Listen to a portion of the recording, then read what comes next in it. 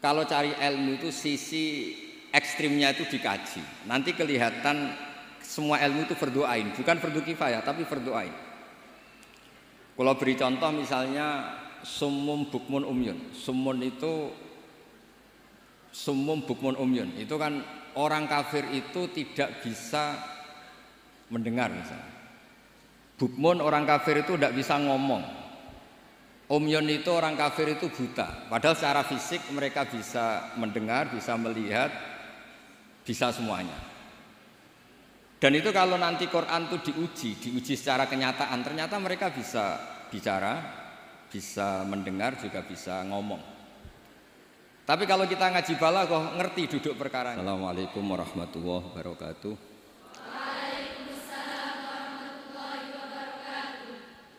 Alhamdulillahirabbil alamin wassalatu wassalamu ala asyrafil mursalin sayyidina maulana Muhammadin wa ala alihi wa sahbihi asmain amma ba'du. Ingkang sangat kula hormati sedanten keluarga besar Kiai Jazuli, wabil khusus wonten Kiai Haji Nurul Huda, sedanten Nyai Bat, wonten Mbah Kawula Nyai Jamilah, sedanten mawon ingkang kula hormati wonten Gus Anim. Kula namung memastikan bahwa boten enten kitab ingkang berkahi Indonesia kados Alfiyah teng bab nahwu. Dados riyen dulu Alfiyah itu yang terkenal itu dibawa diantaranya Syekhona Khalil, Mbah Soleh Darat. Kemudian wonten istilah Alfiyah Kiai Jazuli. Dados Mbah Mun sering cerita dulu Mbah Khim pamanipun beliau itu mondok teng Lirboyo kalian Mbah Maimun. Gara-gara kesemsem Alfiyah ala Gus Ali yang dari Kiai Jazuli, terus Mbah Khim ini mondok teng Peloso. Nggih mondok teng mriki. Dados kula secara sanad di antara mbah guru kula selain Mbah Karim nggih Kiai Jazuli.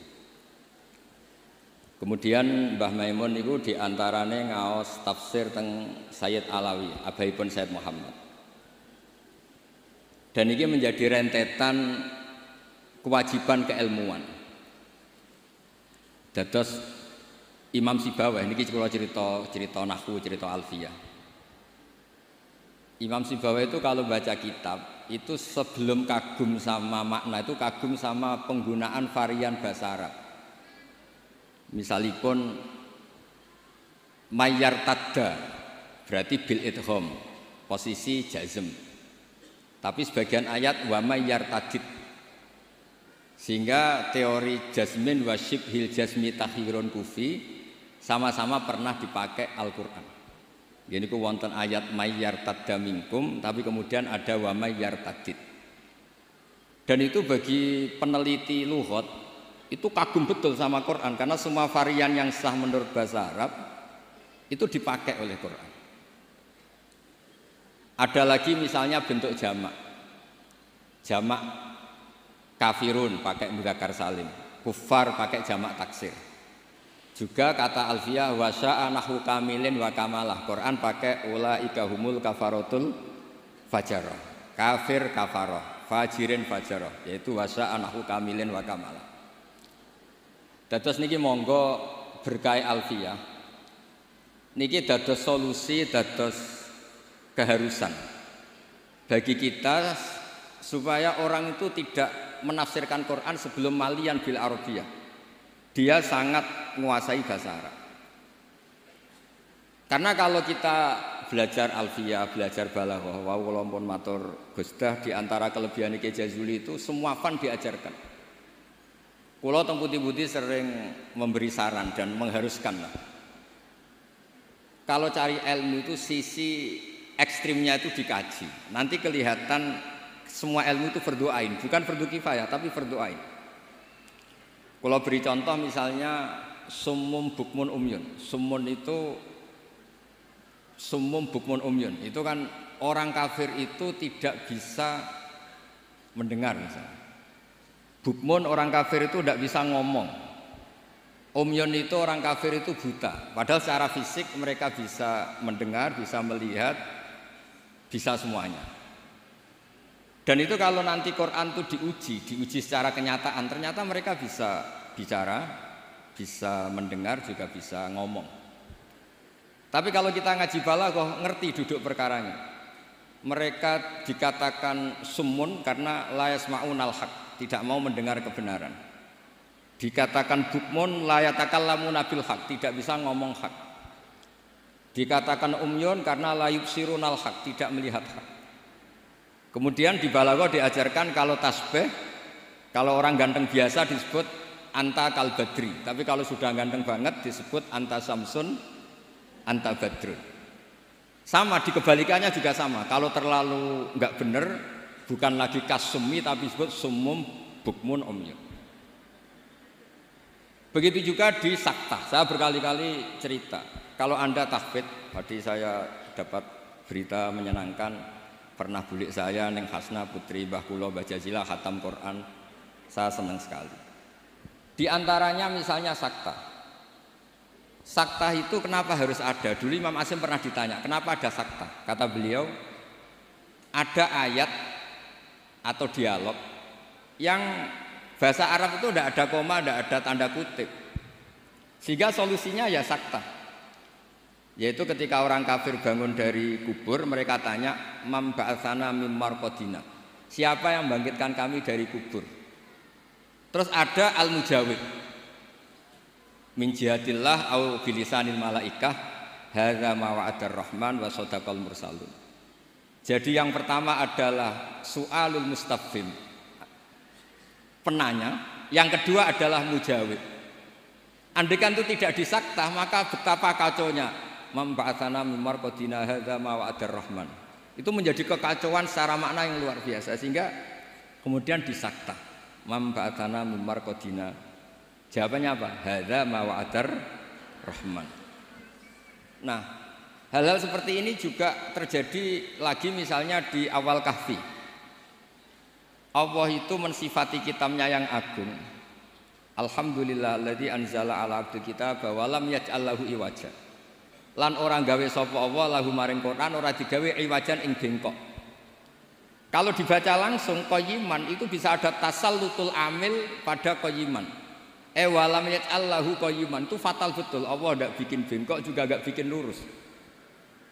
Tapi berkahnya sakta itu menjadi natijah.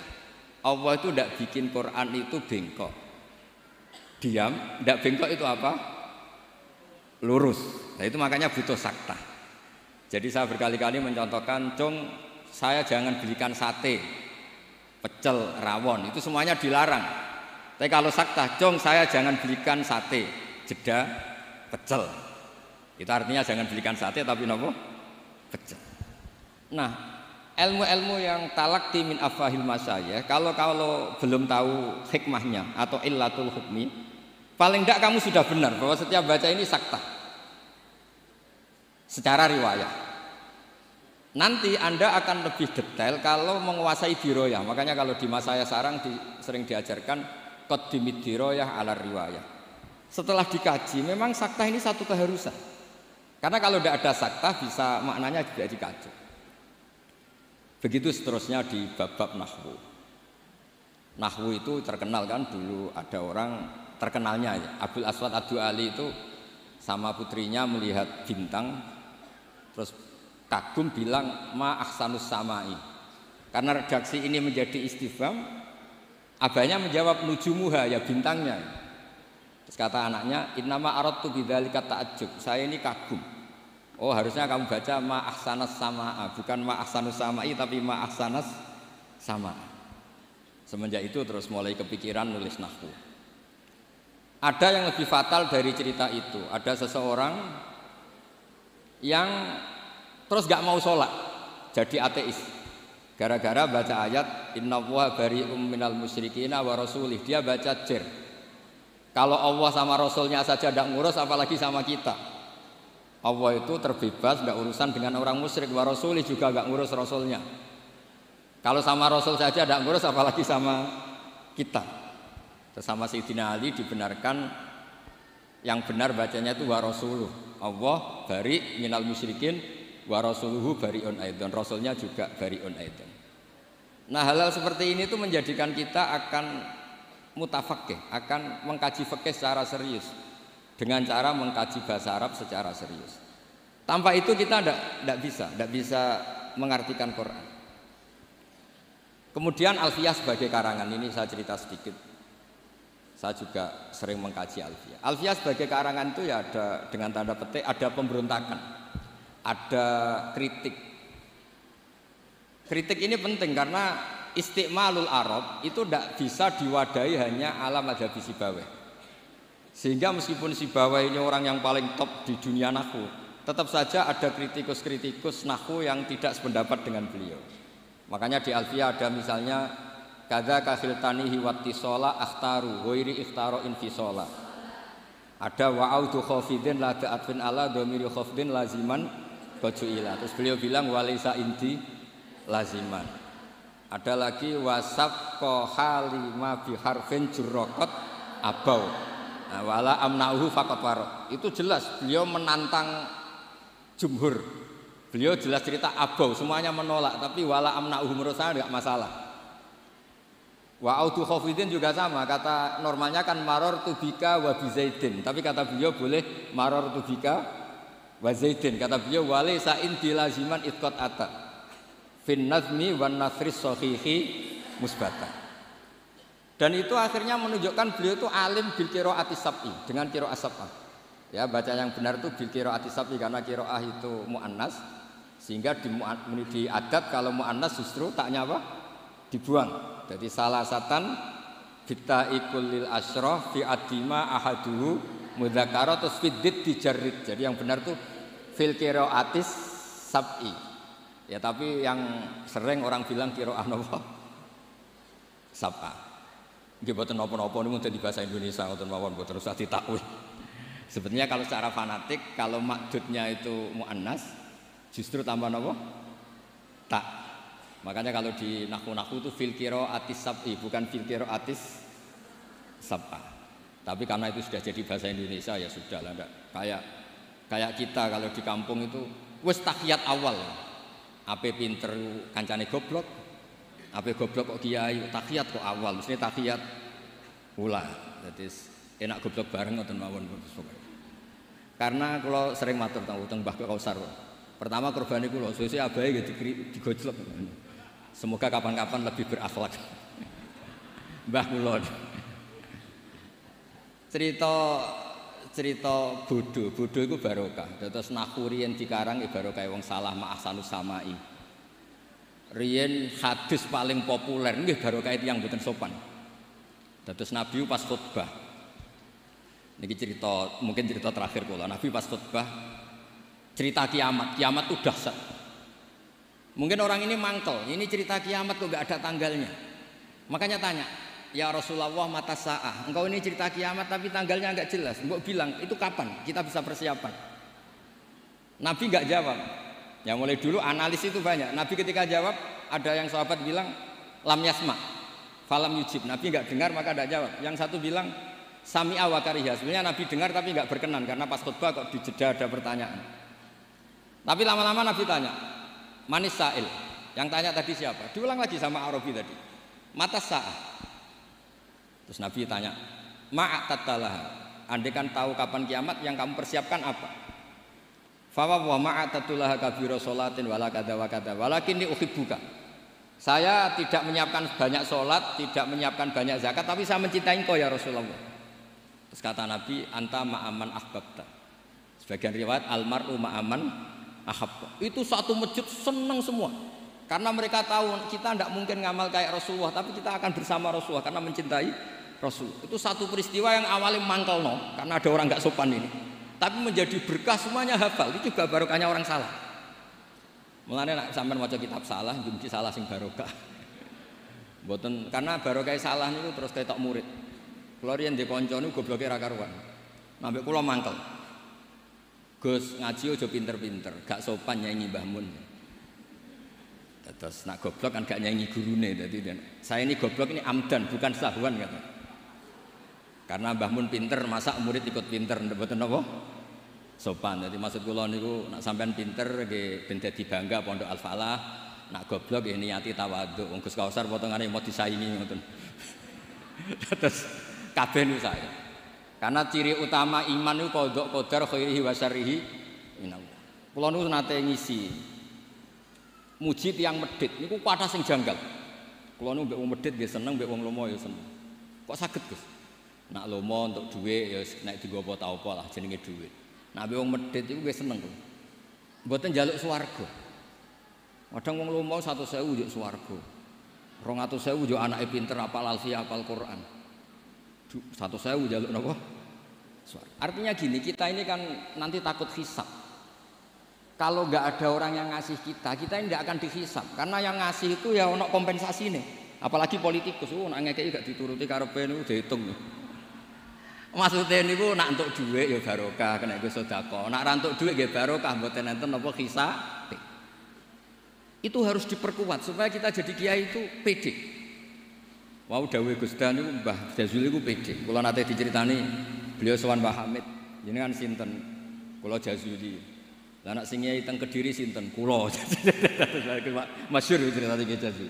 Dados dadi kiai niku sing pede. Dawuh bapak kula nggih ngoten. Kon ngimami masjid ra gelem, kon mulang ra gelem, nek ana salah komen. Iku ra tawaduk, iku mau tanggung jawab. Jadi kadang-kadang orang itu gayanya tawaduk, tapi prakteknya enggak mau napa? Tanggung napa? Tapi kalau suwun belajar alfiah sing tananan, terus kritik-kritik tentang alfiah juga dikaji karena kritik ini awal menjadi ilmu itu cukup untuk melihat varian bahasa Arab. Saya beri contoh terakhir. Normalnya hamzah di lafadz naba itu diganti ya. Naba'a yang ba'u naba'an. Tapi Imam Nafi' itu tetap selalu baca ya ayyuhan nabi'u wan nabi'in. Tapi barokahnya Imam Nafi' baca ya ayyuhan nabi'u, he wong sing nyeritakno hukume Allah. Orang tahu kalau nabiyun itu yaknya itu bukan karena nakis selam, tapi yaknya itu badalun anil apa? Hamzah. Buktinya di fi'ilnya tetap hamzah. Wa nabbi'hum an dhaifi Ibrahim. Nabi ibadi anni anal ghafurur rahim. Amma yatasaalun anin naba'il azim. Itu jelas pakai hamzah, berarti mah muslam. Tapi orang Quraisy enggak suka hamzah. Wa Quraisyun lam yuhammis. Ada yang baca wa Quraisyun lam tuhammis. Seperti lazimnya muannas yang tidak hakiki, itu boleh tarkut tak boleh enggak. Itu ada orang Tamim, itu kalau manggil Nabi itu ya Nabi Allah. Hei orang yang menceritakan ketentuan Allah. Terus kata Nabi, ana Quraisyun. Saya ini orang Quraisy, jadi kalau baca ya Nabi Allah. Nah nanti setelah Anda belajar qiraah sab'ah atau qiraah al-qiraatus sab'u tadi. Walam yakullahu kufuwan ahad. Kufuwan itu tidak ada maknanya. Yang dimaksud Allah adalah walam yakullahu kuf'an ahad. Allah itu tidak ada yang menyamai seperti di bab kafaah. Itu mah muslam. Tapi di takhfif menjadi wawunya diganti apa? Apa hamzahnya diganti apa? Wawu. Sehingga tetap ada qiraah walam yakullahu kuf'an ahad. Qiraah kita walam yakullahu kufuwan ahad. Begitu juga lafadz yastahzi'u. Orang kafir itu kalau dengar adzan atau dengar sholat ittakhadhu huzuwau wala iba. Pakai wawu huzuwau. Tapi nanti di fi'ilnya Allahu yastahzi'u bihi. Nah ini pentingnya ngaji. Jadi saya mohon ngaji nahwunya ya jalan, iklalnya ya jalan. Karena iklal ini penting. Dulu Nabi ketika baca walaqad yassarnal Qur'ana lidzikri fahal mim muddakir. Itu sahabat kaget semua. Karena mereka tahu kalau yang dimaksud Nabi itu Quran saya mudahkan, apakah kamu bisa ingat? Mereka tahu kalau maknanya ingat itu pakai dzal. Makanya sahabat antar mereka tanya, adalan amdalan. Tadi Nabi melafadzkan dal apa dzal? Semuanya bilang dalan. Nabi tadi jelas bacanya fahal mimud dakir. Akhirnya ditemukan ilal tafdi alin rudda istramut bagi fiddana wasdat wadakir dalan bagi. Jadi zakaro ikut wazan ifta'ala menjadi apa? Iftakaro. Terus kena kok idah tafdi alin rudda istramut bagi. Kemudian apa? Dal diganti apa? Dal. Setelah diganti dal tak diidupkan ke apa? Dal menjadi fahal mimud dakir. Terus niki bentuk tawaduk kula teng Kiai Ida teng sedanten teng ning Bat sedanten teng Mbah Jamil. Mugi-mugi niki barokah kula nggih mboten biasa fatwa tapi kula biasa kajian ilmiah. Wau mun didhawuhi kathah kalian Gus Kausar nggih. Muga-muga sing dawuhi saged nglakoni. Terus Mergi kula niku nek ana wong setor alfiah ije eling nek zaman mondok sarang, wong setor kok ije eling berarti gak wong bener. Lah kok saged wis disetara gunune ya entek. Nek ije eling berarti ije nyiso. Ya tapi saya eling. Kula ngantos sakniki ketes eling alfiah karena bagi saya itu penting ilmu itu. Karena tadi misalnya baca mim mudakir langsung ngerti napa ta tafti alin rudda istramut bagi fidana wasdad wadarin dalan bagi sehingga tetap fahal mim mudakir ana ta ana sing eling, bukan terus kita enggak pinter ganti. Oh ini yang bener dal, yang mananya ingat itu dal, bukan begitu. Asal usulnya dal karena jejer tak kemudian diganti napa? Dal, itu dalan bagi. Nggih, ngoten mawon ngapunten kathah. Assalamualaikum warahmatullahi wabarakatuh.